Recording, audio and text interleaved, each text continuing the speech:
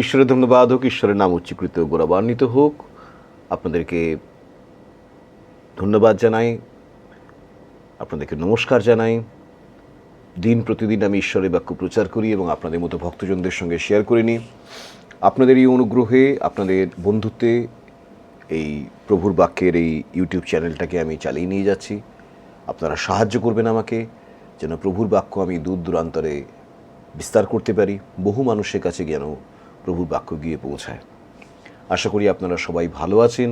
ঈশ্বর আপনাদেরকে অনেক আশীর্বাদ করেছেন, আপনাদের পরিবারের সকলেও আশা করি ভালো আছেন। আমরা যদি মথিলিখিত সুসমাচারের 27 অধ্যায়ে দেখি, তো তার 32 পদ থেকে দেখব যে যিশুকে যখন তার নিজের ক্রুশ তার কাঁধে চাপিয়ে যখন নিয়ে যাওয়া হচ্ছিল গলগথাতে, তাকে ক্রুশে দেওয়া হবে বলে, তখন একজন মাত্র যিশুর ক্রুশ খানিকক্ষণ বহন করে বেগার খেটেছিল। আর সে একজনের নাম হচ্ছে কুরেনীয় শিমন। তাকে রাস্তায় দেখতে পেয়ে সৈন্যরা তাকে ধরেছিল এবং যিশু তখন অত্যন্ত ক্লান্ত, নিজের ক্লান্তি এবং অসম্ভব রক্তপাতের ফলে তিনি তখন প্রায় তার প্রাণশক্তি ফুরিয়ে এসেছে। তাই ক্রুশে দেবার আগেই পাছে তিনি মৃত্যুবরণ করেন, সেই বিষয়টাকে যাতে না ঘটে সেজন্য তারা ওই কুরেনীয় শিমনকে তারা বেগার ধরেছিল খানিকক্ষণ যিশুর ক্রুশ বহন করার জন্য। কিন্তু সমগ্র বাইবেলে এই একজনকেই পাওয়া যায় যে খানিকক্ষণ হলেও খ্রিস্টের ক্রুশ বহন করেছিল।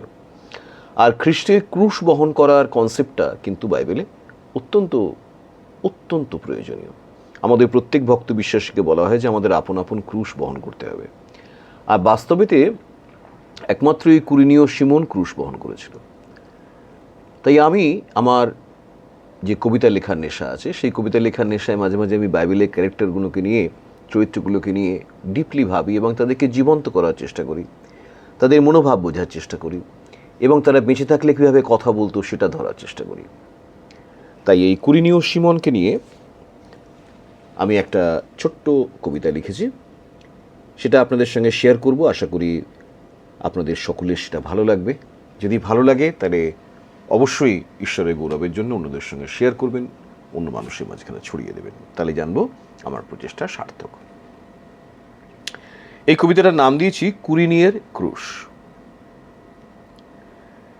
জেরুজালেমের পথে সূর্যতপ্ত, জনতার দল ভয়ে সন্ত্রস্ত, সৈন্যদের জুতোয় উড়ছে ধুলো, হাহাকার ছড়াচ্ছে সর্বত্র। আমি শিমন কুরেনীয়, অচেনা এই শহরে এসেছি কিছু কাজ নিয়ে।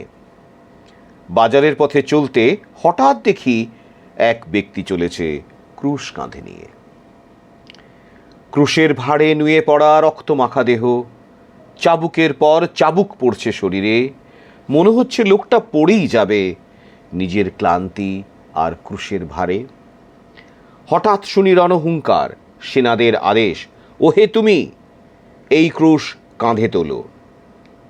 তাকিয়ে দেখি মানুষটা রক্তে ভেজা, মৃত্যুর দুয়ারে, তবু মুখে শান্তির আলো। আমি ধরলাম সেই কাঠের ক্রুশ, তার চোখ তাকালো আমার পানে। সেই দৃষ্টি ক্লান্ত অথচ দীপ্তিময়, অসীম, যেন অমৃত ঢেলে দিল আমার প্রাণে। সেই মুহূর্তে বুঝলাম আমি ক্রুশ কেবল তাঁর নয়, আমাদের সবার।